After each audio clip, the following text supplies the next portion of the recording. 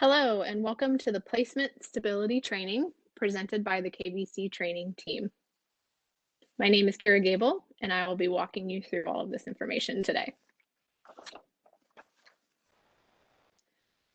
Today, we're going to look at defining the idea of placement stability, discussing the impacts of placement stability and instability on the system, and discussing how we can improve placement stability outcomes for the children and families that we work with.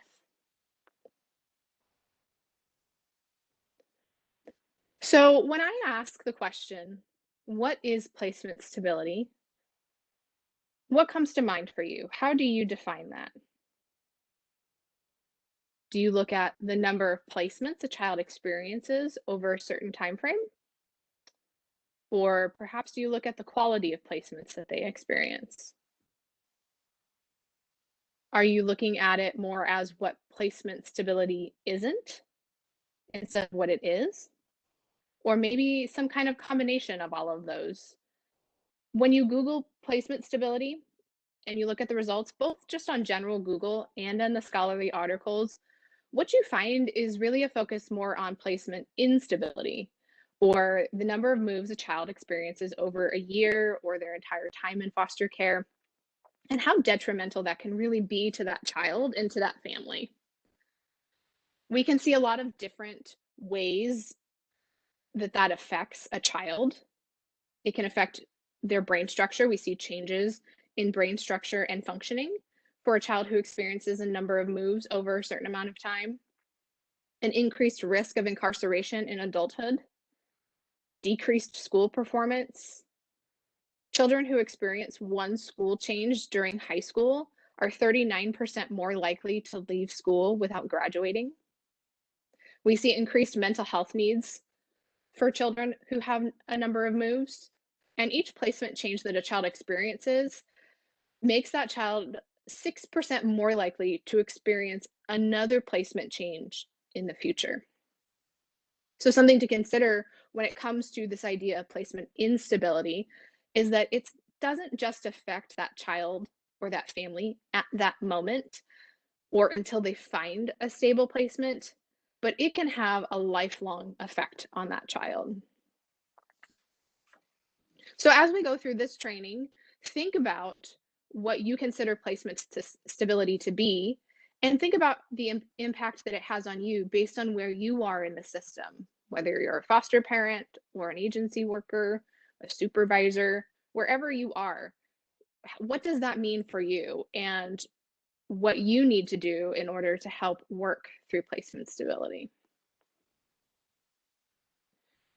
So we're going to look at where we currently stand with our numbers, and we're going to focus on areas 3 and area 6 on this chart. And this will help us break down where we are.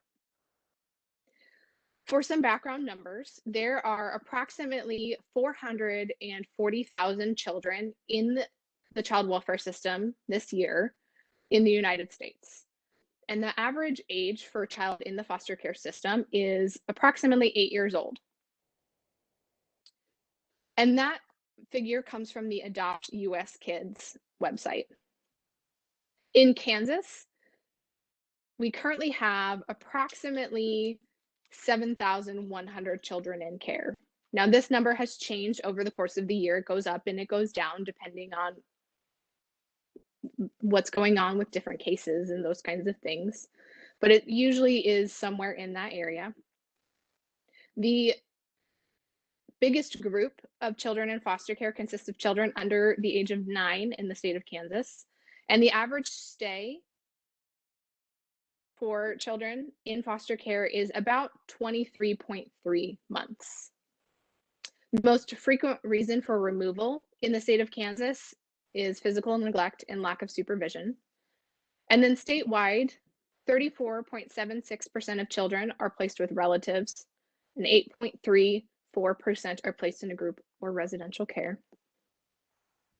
So as I mentioned, again, we, KVC as an agency, serve in areas 3 and area 6. Area 3 consists of Topeka and Topeka Rural, And Area 6 consists of Douglas and Johnson counties. So what this chart is looking at is it's looking at our numbers with regard to number of moves over a certain amount of time. DCF has given us a placement stability standard of 4.44 moves per 1,000 days in care. Now, the lower that number, the fewer the moves a child experiences. So we want that number to be as low as possible. And for the fiscal year of 2020, which is actually July 2019 to May of 2020, in Area 3, we ranged from 6.7 to 8.8. And then in Area 6, we ranged from 7.8 to 9.6. And again, that's moves per 1,000 days. So we can see by those numbers that we do have some room for growth. We can also look at these numbers in another way. We can look at what our initial placements and our placements over time look at. And so that's what this chart is showing us. It's breaking down the kinds of placements that children are in, where they go upon initial placement, and where children in out-of-home care in general are placed. And again, we're going to look at areas 3 and area 6. And so we can see the differences between children who were initially placed in a family foster care setting versus a group or residential, a maternity home placement, a relative home placement, independent living, children who were placed in a pre-adoptive setting, and then children who were listed as missing from placement or on a runaway status.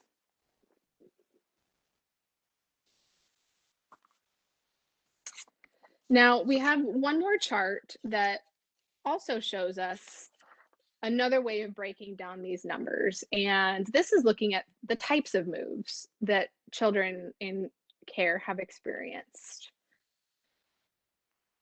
And again, in May of this year, there were 7,100 children in out-of-home placement. 4,672 of those children have experienced a past move, and then 2,428 of them have not experienced any move thus far in care.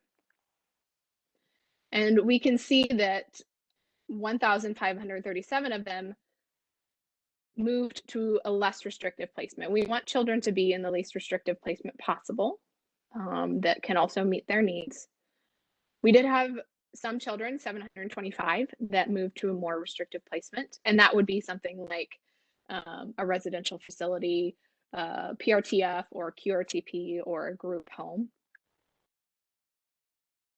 And then we had children who also moved to the same type of placement.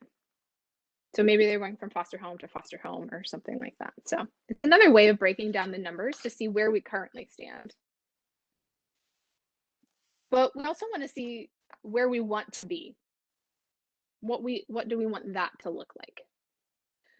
So again, DCF has given us this goal, this placement standard of 4.44 moves or less per 1,000 days in care.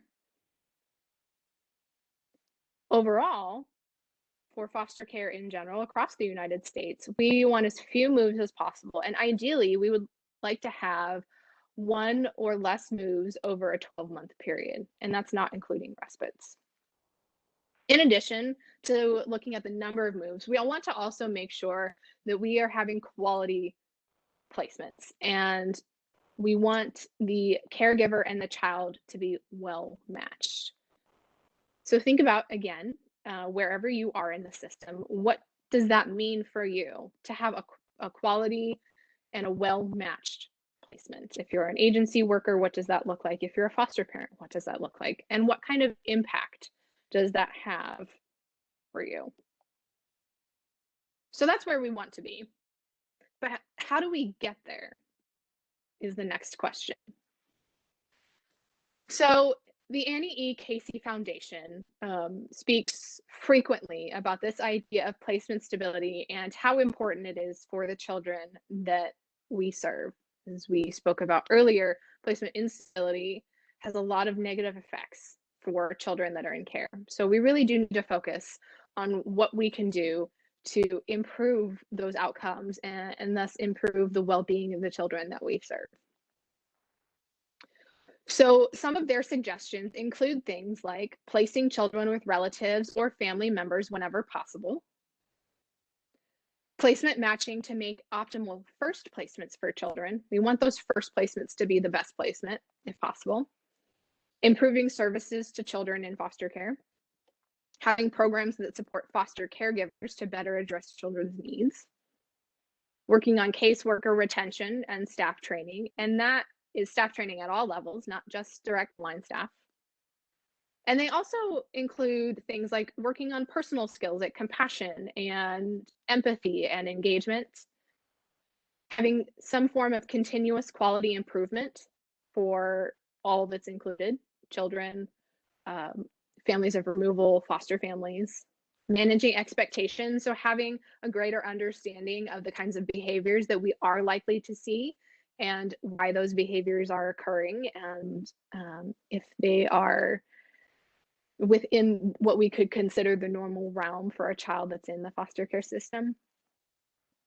And then tracking. We need to keep track of how we are performing so that we can figure out where we have areas for growth. So those are some general suggestions. So we can further that by looking at how can we, KVC, as an agency, get there.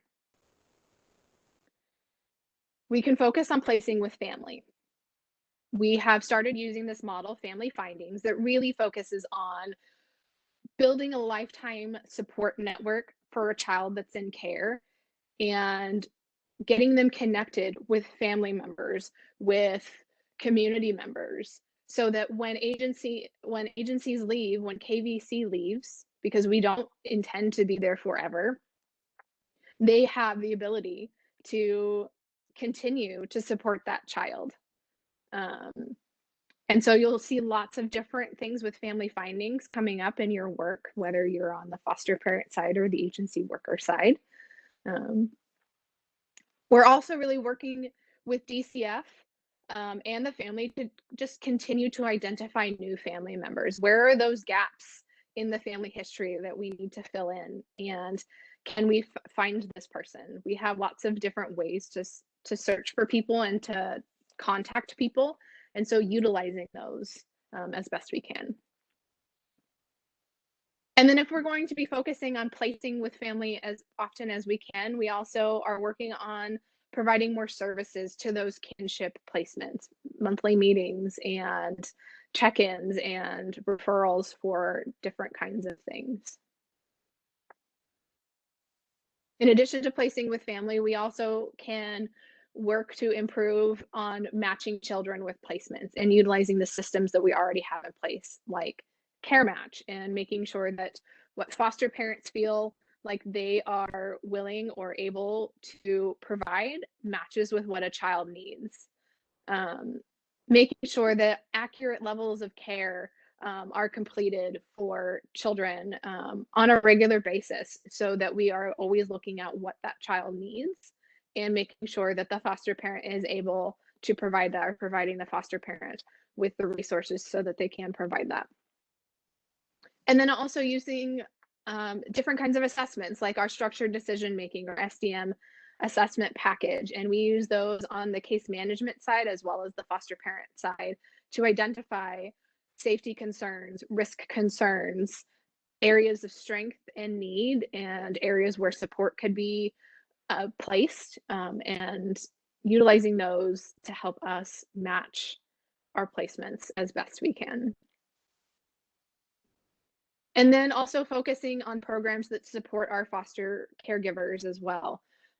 We've started hiring foster parent therapists in our areas to provide support in that way. Also utilizing different types of meetings like our icebreakers meetings and our Good Start meetings to help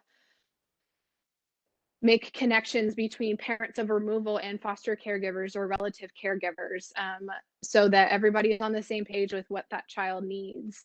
Setting placements up for success with Good Start meetings, making sure that services are in place, or utilizing continued success meetings when we feel like there is a new need that is present and we want to make sure that that need is addressed. Working on providing different kinds of trainings and in different fashions, so that foster parents are feeling like they're getting the support that they need and the education that they need in that way.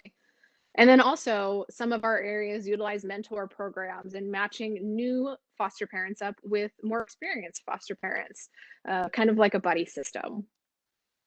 So those are some things that KVC has already started utilizing. We also can look at doing things like challenging and changing the old way.